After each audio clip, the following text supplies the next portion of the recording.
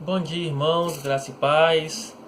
Estamos juntos, em mais uma manhã de domingo para juntos glorificarmos a Deus, para juntos aprendermos um pouco mais, da palavra de Deus, Eu criei esse canal no YouTube, com o intuito, de levar, a todo domingo uma mensagem, de amor, de conhecimento da palavra de Deus para a minha igreja, para os meus amigos em Cristo, para os meus familiares, nesse momento de incerteza, nesse momento de crise, que estamos vivendo, onde não podemos estar junto, abraçar um ao outro, cultuar a Deus na igreja, Então foi uma forma que eu achei, de estar levando a palavra de Deus para abençoar a vida das pessoas.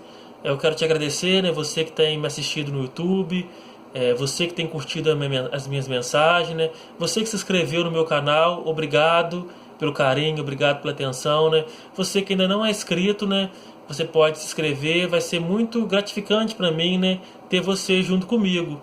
Eu quero também agradecer, pessoas que não são da minha igreja, que são de outras igrejas, católicos, pessoas que não têm nenhuma religião, mas que também têm ouvido a minha mensagem. E pessoas de outras igrejas, de outras cidades, têm mandado mensagem para mim, uma mensagem de exortação, uma mensagem de carinho, e até parabenizando pela mensagem, Eu quero agradecer em Cristo Jesus, e a honra é do Senhor Jesus, que o nome do Senhor Jesus possa ser glorificado, através da sua palavra. E eu gostaria, de meditar com os irmãos nessa manhã sobre um tema que eu acho até bem importante para a gente hoje, um tema que nós precisamos. E o tema que eu escolhi é o homem que viu a glória de Deus. Precisamos ver a glória de Deus, precisamos contemplar a glória de Deus. E a mensagem dessa manhã estará baseada no livro do profeta Isaías, no capítulo 6. E eu queria que você prestasse bastante atenção nessa palavra, nessa mensagem que Isaías traz para a gente hoje. Diz assim a palavra do Senhor Jesus, a visão de Isaías e o seu chamamento. No ano da morte do rei Uzias, eu vi o Senhor assentado sobre um alto e sublime trono, e as abas de suas vestes enchiam o templo. Serafins estavam por cima dele, cada um tinha 6 asas, com 2 cobriam o rosto, e com 2 cobriam os seus pés, e com 2 voavam, e clamavam uns para os outros, dizendo: Santo, Santo, Santo é o Senhor dos Exércitos, toda a terra está cheia da sua glória. As bases do limiar se moveram, a voz do que clamava, e a casa se encheu de fumaça. Então disse eu: ai de mim, estou perdido, porque sou um homem de lábios impuros. Habito no meio de um povo de impuros lábios, e os meus olhos viram o Rei, o Senhor dos Exércitos. Então um dos serafins voou para mim, trazendo na mão uma brasa viva que tirara do altar com uma tenaz. E com a brasa tocou a minha boca e disse: eis que ela tocou os teus lábios, a tua iniquidade foi tirada, e perdoado o teu pecado. Então depois disto, ouvi a voz do Senhor que dizia: a quem enviarei, e quem há de ir por nós? Disse eu: eis-me aqui, envia-me a mim. Que Deus assim abençoe a sua palavra, aplicando aos nossos corações, porque a sua palavra ela já é abençoada. O homem que viu a glória de Deus. O nome do livro deriva do seu nome, do autor da obra. Seu significado é: o Senhor é salvação. Então, que significado, bonito ter o nome de Isaías, o Senhor é salvação. Aí você que vai ser papai, você que vai ser mamãe, um belo nome, para você colocar no seu filho, um nome bíblico, um nome abençoado por Deus. É semelhante aos nomes Josué, Elias e o próprio Jesus, que também significa o Senhor é salvação. Isaías é citado diretamente no Novo Testamento, em torno de 65 vezes, muito mais que qualquer outro profeta do Antigo Testamento, além de ser mencionada pelo nome 20 vezes. Então Isaías é o profeta do Antigo Testamento mais citado no Novo Testamento. Ele é chamado de o profeta messiânico, é um dos profetas que mais profetizou sobre o nascimento de Jesus, sobre a morte de Jesus. E certa ocasião, Jesus estava no templo, ele foi no sábado no templo orar, e ele pegou a escritura e ele abriu lá numa passagem do profeta Isaías, onde o profeta Isaías falava de Jesus. E Jesus então vira para as pessoas que estavam ouvindo ele, né, e diz assim, ó, hoje se cumpriu essa profecia. Então, né, nós percebemos que aquilo que Isaías profetizou 700 anos antes de Cristo se cumpriu na pessoa de Cristo. Então nós vemos aqui, né, que a palavra de Deus ela tem se cumprido em nossos dias. Isaías, filho de Amós, profetizou em Jerusalém e seus arredores, como profeta de Judá, durante o reinado de 4 reis. São eles Uzias, também chamado de Azarias, Jotão, Acais e Ezequias. Seu ministério aconteceu entre os anos 739 a 681 a.C. Quando chamado por Deus para profetizar no ano da morte do rei Uzias, ele respondeu com alegria e disposição, embora soubesse desde o início que o seu ministério seria de ameaças e suas exortações infrutíferas. Então não é tão ruim, né, quando a gente está pregando o evangelho e a gente não vê fruto. As pessoas às vezes não dão atenção a gente, não dão crédito à nossa pregação, né?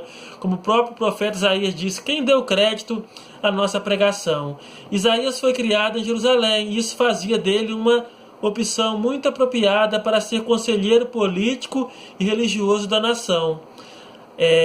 A parte central, né, ou a parte primordial, né, do seu livro, né, de 66 capítulos, sem dúvida nenhuma, né, é o capítulo 53, que fala do retrato de Cristo como Cordeiro de Deus que foi sacrificado.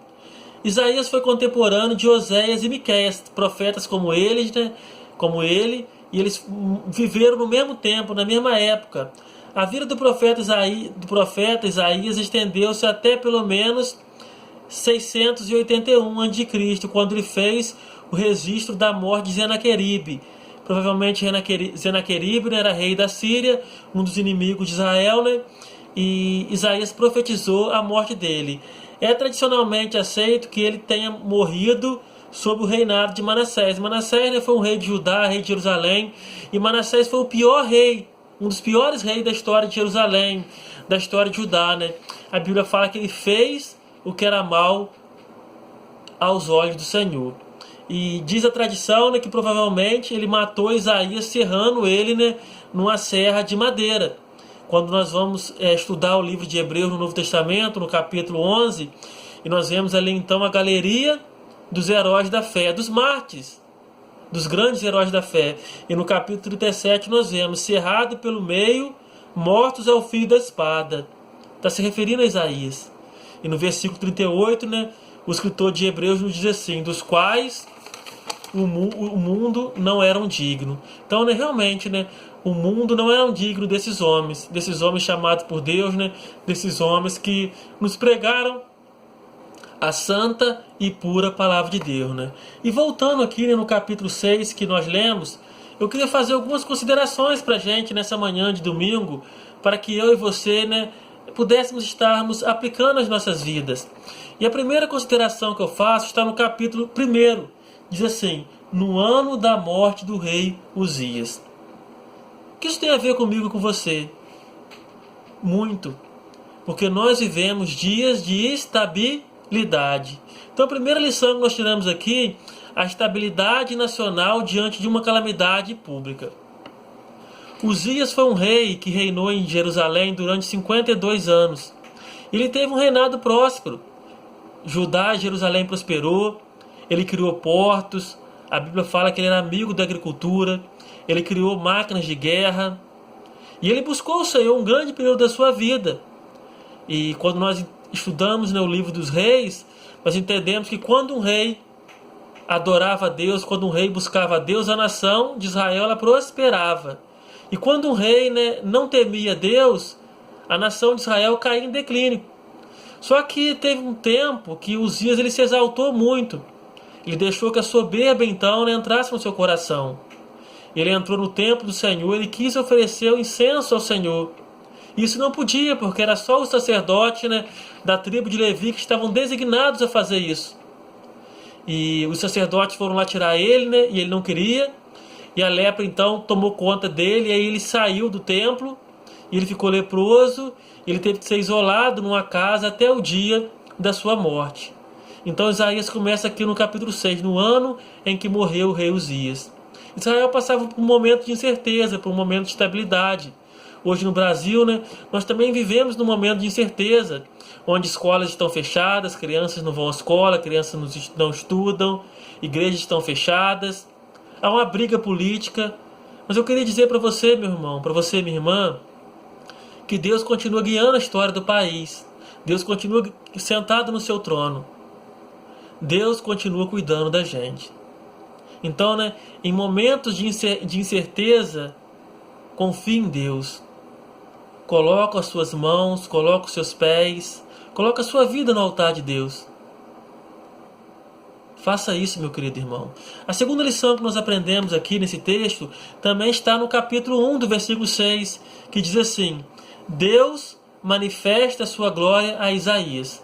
Então nós percebemos que ele começa o capítulo 1 dizendo: no ano em que morreu o rei Uzias, momento de tristeza, momento de calamidade, momento de angústia, momento de insegurança, onde um grande líder morre. Mas nesse período de incerteza, Isaías olha para o céu e ele contempla a glória de Deus. Ele viu uma visão celestial, ele vê então ali, né, uma teofania. Diz o versículo 1: viu o Senhor assentado sobre um alto e sublime trono. Temos aqui então uma teofania, uma manifestação visível de Deus. A palavra teofania tem origem na combinação de duas palavras gregas: theos, que significa Deus, e paine, que significa mostrar ou manifestar. Então, a teofania é uma manifestação de Deus ao homem. E nós temos vários exemplos de teofania na Bíblia, no Antigo Testamento. Por exemplo, quando Moisés estava lá com o povo no deserto, né, nós vimos de dia, né, a nuvem de fumaça, né, protegendo o povo do sol. E à noite, naquela coluna de fogo, né, aquecendo e iluminando o povo. Então, a teofania, uma manifestação da glória de Deus, né? Mas quando nós falamos em teofania, e quando nós lemos esse texto aqui, onde Isaías fala, né, que ele viu a glória de Deus, não quer dizer exatamente que ele viu a Deus, porque a Bíblia nos informa lá em João, né, no capítulo 1, versículo 18, o Evangelho de João diz assim: olha, ninguém jamais viu a Deus. O Deus unigênito que está no seio do Pai é quem o revelou. Então, né, ninguém aqui jamais viu a Deus Pai. Mas nós vemos a quem? Cristo Jesus, que Deus Pai nos revelou. Então aqui diz que nenhum homem jamais viu ou pode ver a Deus. A face de Deus, a face de Deus é Cristo, é vista em Cristo. A face de Deus é vista em Cristo. Então Cristo, né, é a personalidade de Deus. Cristo que veio ao mundo, o verbo que se fez carne, né? E quando nós estudamos, né, a carta aos Hebreus, nós vemos o autor aos Hebreus começar assim: havendo Deus antigamente falado de várias formas e de muitas maneiras aos pais pelos profetas, a nós nesses últimos dias falou através de seu Filho. Então no Antigo Testamento, né, Deus se manifestou através de teofanias, através de profetas, através de sonhos, através de visões, através de revelações. Mas nesses últimos dias, ele tem se revelado a nós através de quem? Através de seu Filho Jesus, o Cordeiro de Deus que tira o pecado do mundo. E quando nós abrimos a nossa Bíblia lá em João 14, o versículo 8, nós vemos os discípulos chegarem para Jesus, e se eu não me engano foi Filipe. Ele diz assim para Jesus, preste atenção no que o texto sagrado nos diz. Ele diz assim: replicou-lhe Filipe: Senhor, mostra-nos o Pai, e isso nos basta. Disse-lhe Jesus: Filipe, há tanto tempo estou convosco, e não me tens conhecido? Quem me vê, a mim vê o Pai. Como dizes tu, mostra-nos o Pai. Não crês que eu estou no Pai, e que o Pai está em mim? As palavras que eu vos digo, não as digo por mim mesmo, mas o Pai que permanece em mim faz as suas obras. Então Jesus falando aqui, né, que quem vê a Ele, vê o Pai. Então, irmãos, deixa a glória de Deus brilhar em sua vida. Deixa a glória de Deus, né, resplandecer em sua vida. Então, né, aqui nós vemos Isaías, né, vendo aquela visão maravilhosa. Vendo aquela visão da glória de Deus. Eu e você, irmãos, precisamos ver Cristo. Cristo tem que brilhar em minha vida, Cristo tem que brilhar em sua vida. Uma terceira lição que esse texto nos ensina diz assim: só Deus pode purificar e perdoar o homem do pecado. Então, Isaías está no templo, ele vê, né, aquela visão maravilhosa, aquela visão grande, né? Ele vê o trono de Deus, ele vê, né, os serafins voando, né, em volta do trono de Deus. E diz assim o versículo 6 do capítulo 6: então um dos serafins voou para mim, trazendo na mão uma brasa viva. E com a brasa tocou a minha boca e disse: a tua iniquidade foi tirada e perdoados os teus pecados. Irmãos, então só Deus pode purificar e perdoar o homem pecador. Irmãos, Isaías era um homem como eu e você. Isaías era um homem cheio de pecado. A Bíblia nos ensina que todos pecaram e destituídos estão da glória de Deus. Não há um justo, nenhum sequer. E a única forma de nós termos os nossos pecados lavados, a única forma de sermos transformados por Deus, é mediante o sacrifício de Cristo. É mediante a cruz de Cristo. Só aceitando Jesus como seu Salvador. Só pedindo Jesus que Ele perdoe os nossos pecados. Hoje nós vivemos, né, no tempo da graça, no tempo da igreja. Isaías viveu no tempo da lei.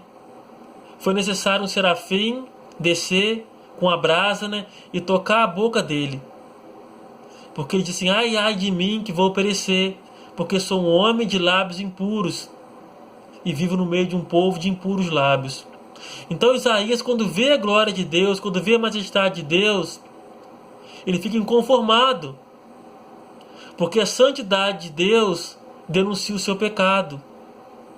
Não tem como a gente se aproximar de Deus cheio de pecado.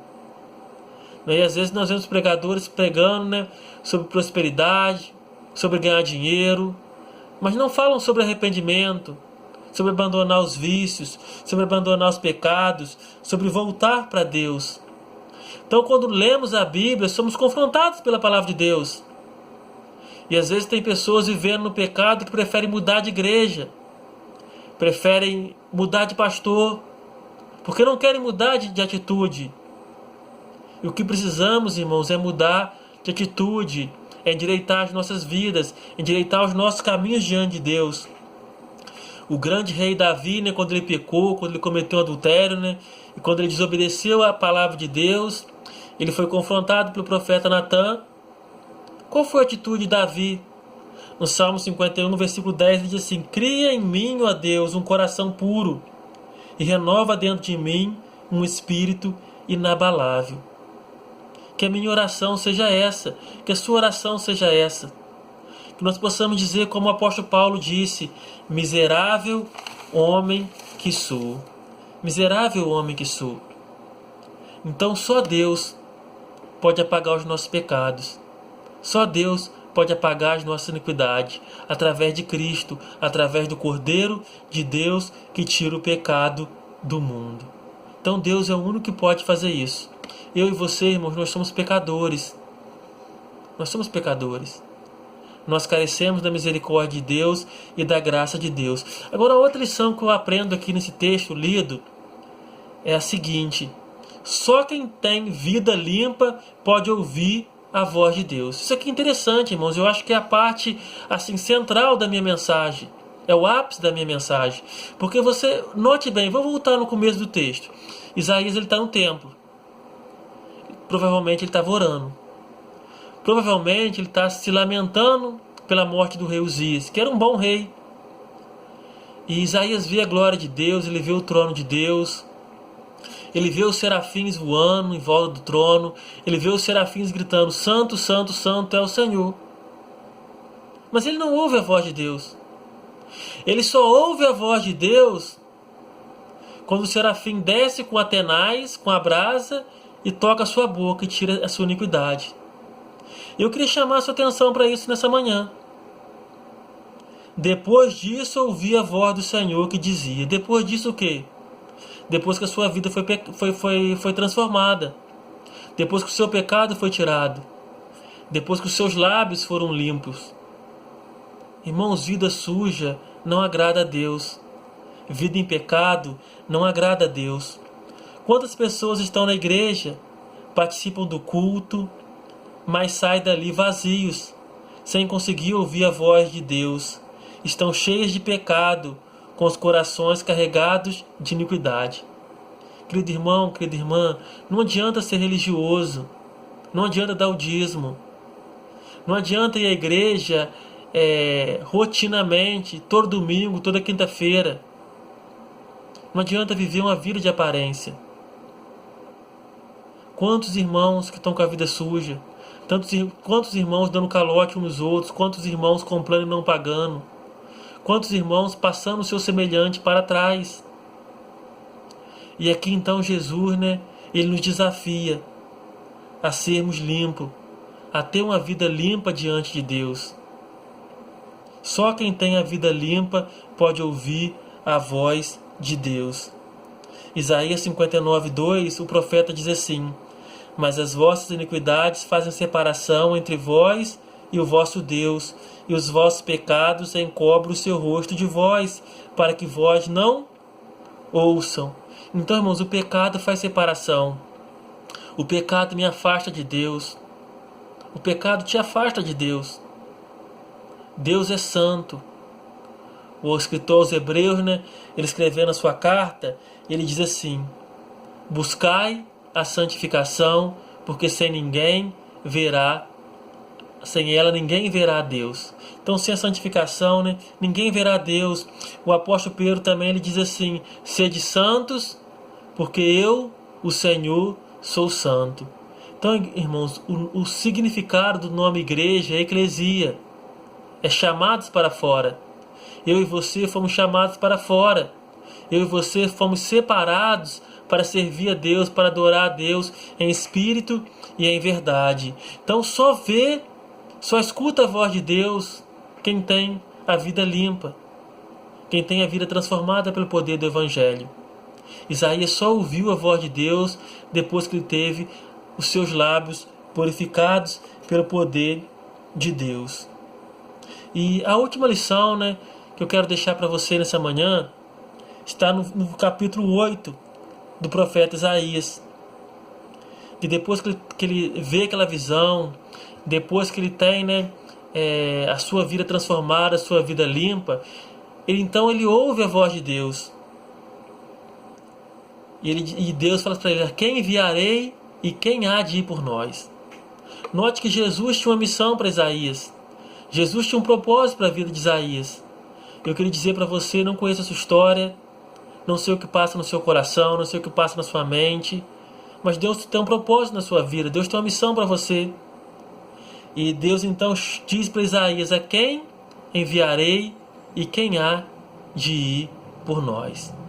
Irmãos, Deus, diz a Bíblia no Novo Testamento, se não me engano na carta de Pedro, que os anjos quiseram pregar, mas Deus não permitiu. Deus deu essa tarefa a homens pecadores como a mim, como a você, como a Isaías. Deus usa pessoas erradas.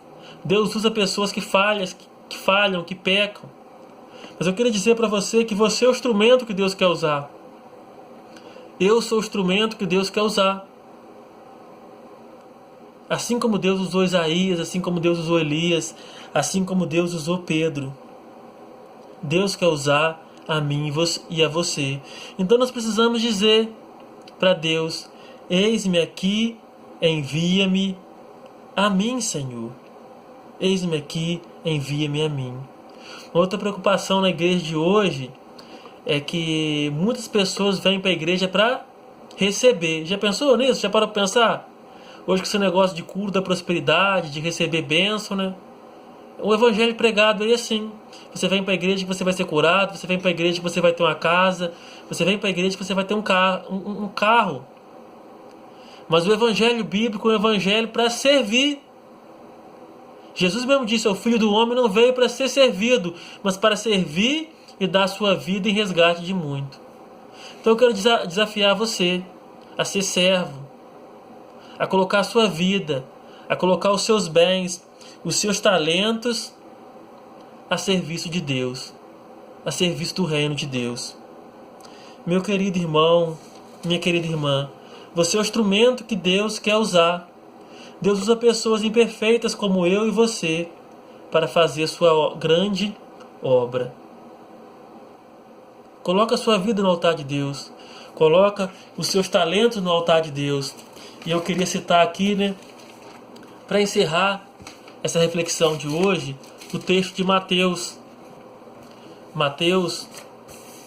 Evangelho de Mateus, no capítulo 9, Jesus disse para os seus discípulos assim, capítulo 9, 36 a 38. Vendo as multidões, compadeceu-se delas, porque estavam aflitos e exaustos, como ovelhas que não têm pastor. Então se dirigiu aos seus discípulos: a seara, na verdade, é grande, mas os trabalhadores são poucos. Rogai, pois, ao Senhor da seara que mande trabalhadores para a sua seara. Irmãos, Isaías foi escolhido para pregar no seu tempo. Diz o texto bíblico de Mateus que Jesus andava, ele viu pessoas carentes, pessoas famintas de Deus, pessoas com sede de Deus, pessoas morrendo sem Deus e sem salvação. E ele então chama os seus discípulos e fala assim: olha, a seara é grande e poucos são os obreiros. Rogai, pois, ao Senhor da seara que mande obreiro. Irmãos, hoje é o meu tempo, hoje é o seu tempo de levar uma palavra de amor, uma palavra de esperança àqueles que não conhecem a Jesus. Existem muitas pessoas morrendo. Existem muitas pessoas partindo desse mundo sem Deus e sem salvação. Eu queria saber se você se preocupa com isso. Se você tem se preocupado com um primo seu, com um irmão seu, com um vizinho seu, que está morrendo sem Deus e sem salvação. Eu queria compartilhar com vocês agora, para encerrar, o hino do cantor cristão 447. Eu queria que você prestasse atenção na letra dessa música. Diz assim a palavra de Deus: